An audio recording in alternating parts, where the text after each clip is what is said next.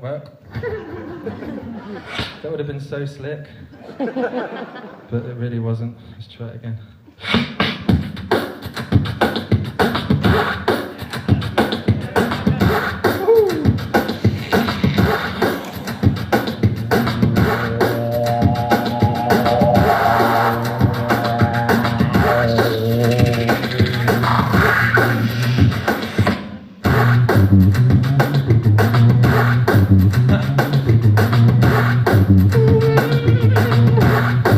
Ladies and gentlemen, this evening I would like to take you guys on a little bit of a journey, and to do that I need to introduce you to someone very important. His name is Professor Khan. He's my grandfather, and he's an astronomer so successful that they named a planet after him.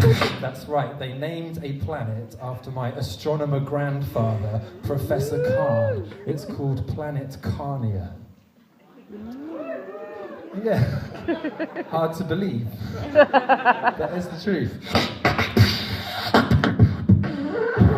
Ladies and gentlemen, would you guys like to go on a little bit of a journey? I said, would you guys like to go on a journey? Yeah! Okay, let's see. We're gonna fly to the planet. We're gonna fly to Carnia. We're gonna fly to the planet. We're gonna fly to Carnia. We're gonna fly to the planet. We're gonna fly to Carnia. We're gonna fly to the planet.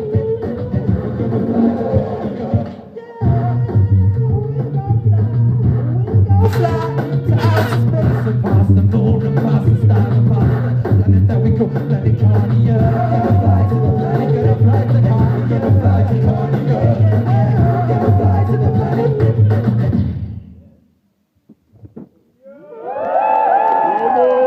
Somebody say, oh yeah! Oh yeah! Say, oh yeah! Oh yeah! Say, oh my gosh! Oh my god! I'll do all that stuff for you.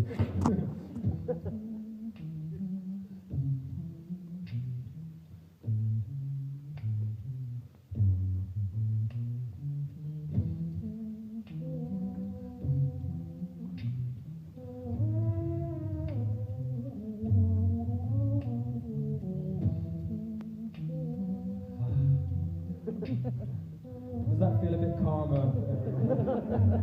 Yes, ladies and gentlemen, welcome to the show. It's very lovely to see you. Thanks for taking the time to come and see my show. It is called Human Geek Box, for reasons that I hope will become clear by the end of the show.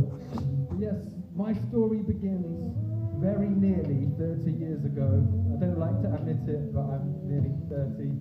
Let's not talk about that for too long. But nearly 30 years ago, I was born Simon Shlomo Khan to a long line of certified geeks. And when I was a child, I was obsessed with two things and two things only. Michael Jackson and anything to do with outer space.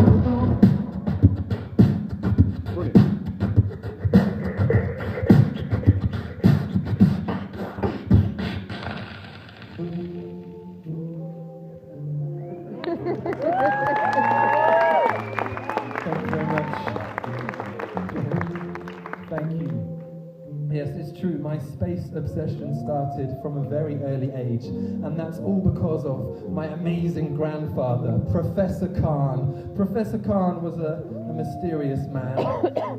He lived in Manchester. And one day, he sat me down and he said, "My dear fellow, never believe that all is as it seems.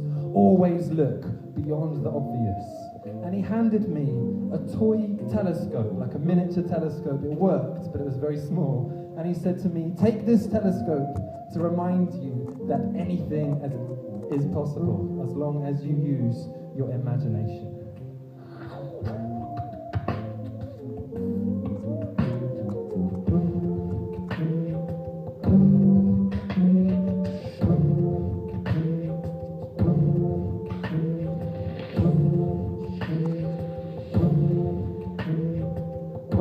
Child, I believed that Khania belonged to me and my family, because my surname is Khan, and I just assumed that everybody would have one of these.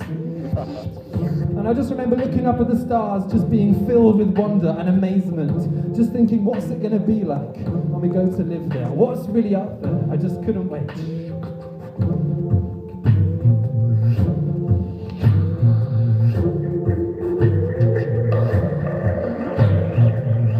One day, I got into an argument with my Cub Scout leader. Okay, about 7 years old. When I was 7, I joined the Cub Scouts.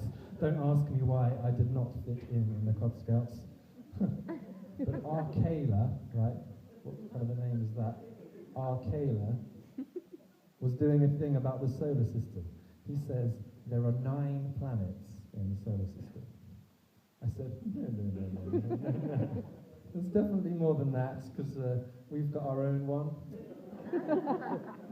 It's called Planet Khania, and you should come and visit one day. And do you know what he said to me? He said, "Simon, you are telling lies. You do not have your own planet. You're never going to go and live in space.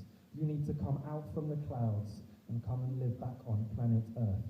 And with that, he threw me out of the room for being disruptive. Man, can I just get like a kind of collective gasp? Hang on, after 3, because I'm going to try and record it. Ready? 1, 2, 3. Oh! That'll do. Can you hear that? Yeah. Just about.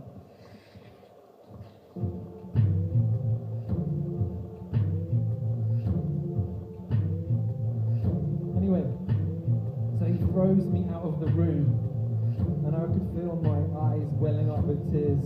And my dad had to take me home and explain something to me. My dad had to say, "Son, you know what? People, grown-ups, they don't know everything. You know, sometimes your Cub Scout leader is going to get things wrong. Sometimes your own dad will get things wrong. And shock horror, sometimes even Professor Khan will get things wrong." I could not believe this could be true. I was crushed. I was destroyed. My whole world seemed to be falling down around me. Because to me, if you could imagine something, then it could be real. And before that day, whenever I looked up at the stars, I was filled with wonder.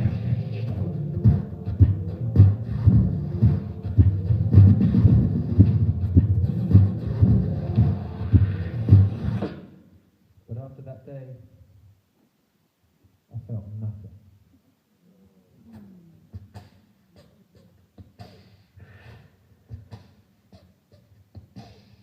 This is a song by Massive Attack. It's called Paradise Circus.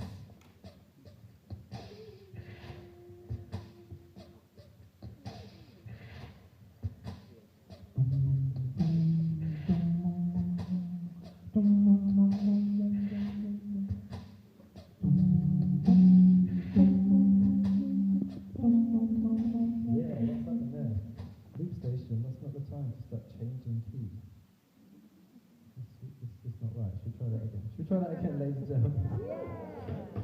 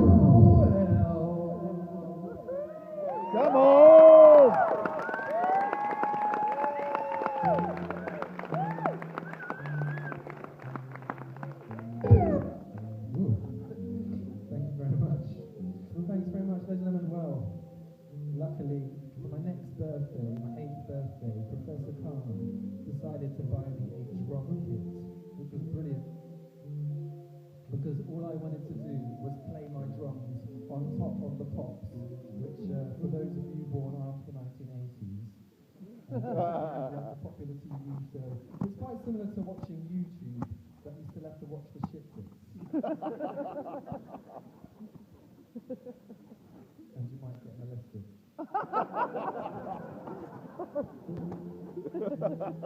Anyway, the problem was that Top of the Pops used to be on at 7 p.m. But I wasn't allowed to practice my drums after 6 because the neighbours would complain. So I had to find ways to practice the rhythm without annoying the neighbours. So I just started like clicking my teeth, just like.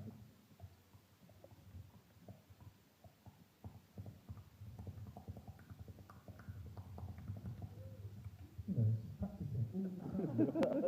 In a really not that annoying way. So that one day, when I got the phone call from the BBC, I'd be ready.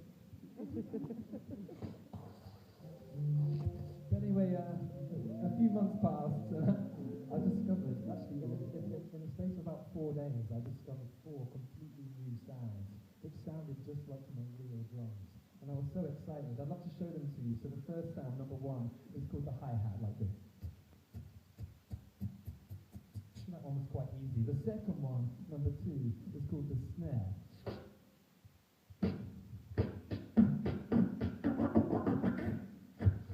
Number 3, I decided to call the synth, like this.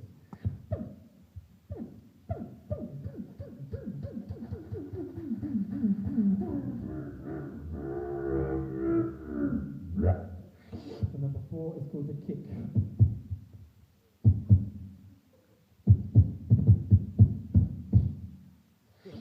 Ladies and gentlemen, shall I put the first one together for you? Yeah. You do not sound that bothered. Ladies and gentlemen, shall I put the first one together for you? Oh yeah! Let me try. Number 1, kick. No, sorry, number 1, hi-hat. Yeah, alright, some of them finally can do it. Well done. That was only 8. Hi-hat.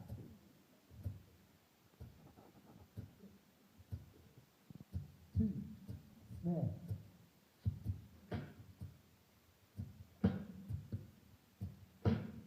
3, synth goes.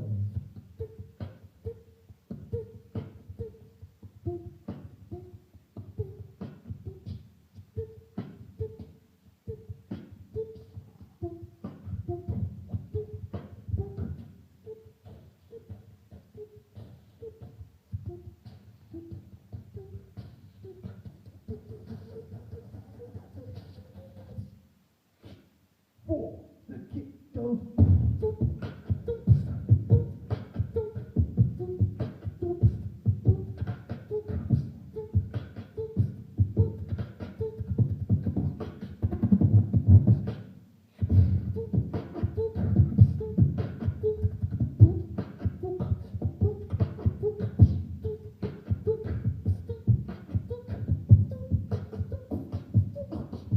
5 is the bass mic. It goes.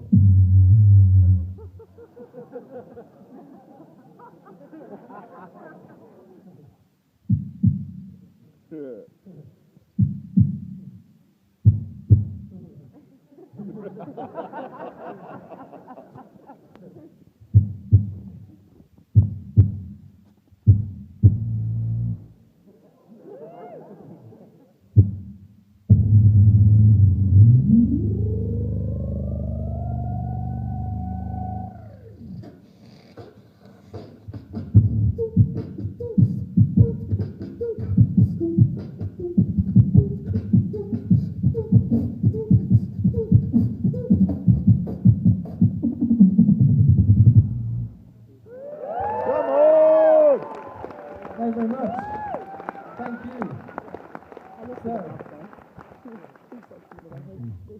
So before I learned to shave, I discovered the art of beatboxing. And then, for my next birthday, Professor Khan bought me a double tape deck, ladies and gentlemen, a tape machine. I could record myself onto the tape, and then I could press play on that and record on the other one. And I could play my drums or make my noises, and basically basically layer up my voice until I had 100 versions of me all making noise at the same time, which I can imagine would appeal to some people more than others. Yeah. But I've got a kind of modern day